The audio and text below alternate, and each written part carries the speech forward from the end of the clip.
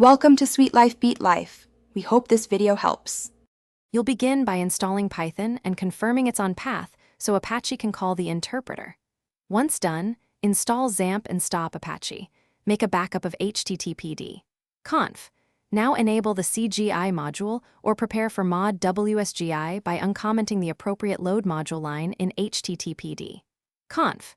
This matters because Apache needs to know whether to run Py as CGI scripts or host WSGI apps. Make these first edits now so the server can execute Python code later.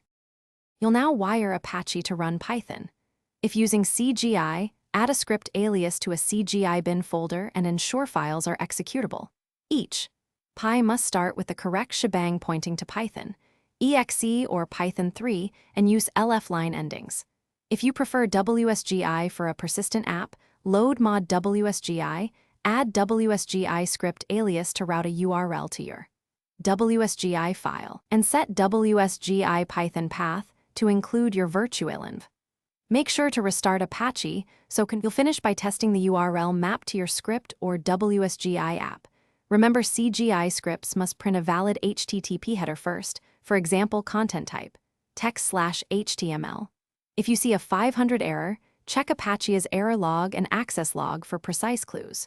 Also make sure file permissions allow execution and that your shebang points to the same interpreter you tested on the command line.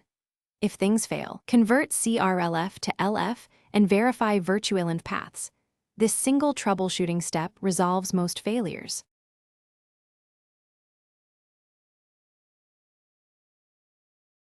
Thanks for watching. Consider subscribing if we helped you.